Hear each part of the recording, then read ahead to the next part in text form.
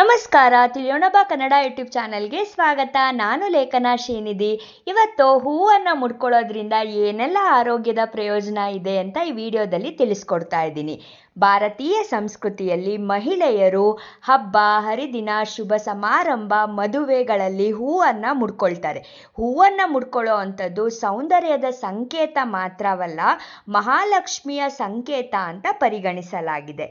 ಹೂವನ್ನು ಮುಡ್ಕೊಳ್ಳೋದ್ರಿಂದ ಲಕ್ಷ್ಮೀ ದೇವಿಯ ಅನುಗ್ರಹ ಬರುತ್ತೆ ಅಂತ ನಂಬಲಾಗಿದೆ. ಹೂವನ್ನು ಮುಡ್ಕೊಳ್ಳೋದ್ರಿಂದ ಮನೆಯಲ್ಲಿ ಸಂಪತ್ತು ಮತ್ತು ಸಮೃದ್ಧಿ ಹೆಚ್ಚಾಗತ್ತೆ. ಹೂವನ್ನು ಮುಡ್ಕೊಳ್ಳೋದ್ರಿಂದ ಮೆದುಳಿನ ಮೇಲೆ ಧನಾತ್ಮಕ ಪರಿಣಾಮ ಬೀರತ್ತೆ. ಜೊತೆಗೆ ಮೆದುಳಿನಲ್ಲಿರುವ ಇತರ ಕೆಲವು ಗ್ರಂಥಿಗಳು ಉತ್ತೇಜನಗೊಳ್ಳುತ್ತೆ. ಹೂವಿನಲ್ಲಿರುವ ಸುವಾಸನೆಯು ಸಿರೋಟೋನಿನ್ನಂತಹ ಸಂತೋಷದ ಹಾರ್ಮೋನ್ಗಳನ್ನು ಹೆಚ್ಚಿಸಲು ಸಹಾಯ ಮಾಡೋದ್ರಿಂದ ಮನಸ್ಸಿಗೆ ಸಂತೋಷವನ್ನು ಉಂಟು ಮಾಡುತ್ತೆ.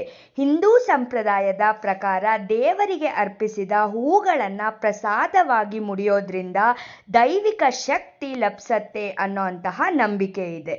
ಹೂವಿನಲ್ಲಿರುವ ಪರಿಮಳವು ಒತ್ತಡವನ್ನು ಕಡಿಮೆ ಮಾಡುತ್ತೆ, ಅಂದರೆ ಸ್ಟ್ರೆಸ್ ರಿಲೀಫ್ ಮಾಡುತ್ತೆ. ಮನಸ್ಥಿತಿಯನ್ನು ಅಂದರೆ ಮೂಡನ್ನು ಸುಧಾರಿಸಲು ಸಹಾಯ ಮಾಡೋದ್ರ ಜೊತೆಗೆ ಏಕಾಗ್ರತೆಯನ್ನು, ಕಾನ್ಸಂಟ್ರೇಷನನ್ನು ಹೆಚ್ಚಿಸುತ್ತೆ.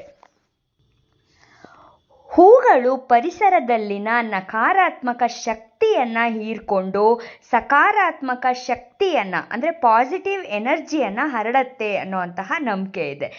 ಕೇಳಿಸ್ಕೊಂಡ್ರಲ್ಲ, ಹೂವನ್ನು ಮುಡ್ಕೊಳ್ಳೋದ್ರಿಂದ ಏನೆಲ್ಲ ಪ್ರಯೋಜನಗಳಿದೆ ಅಂತ. ಈ ಮಾಹಿತಿ ನಿಮ್ಗೆ ಇಷ್ಟ ಆಗಿದೆ ಅಂತ ಭಾವಿಸ್ತಾ, ಇಷ್ಟ ಆಗಿದ್ರೆ ಲೈಕ್ ಮಾಡಿ, ಶೇರ್ ಮಾಡಿ.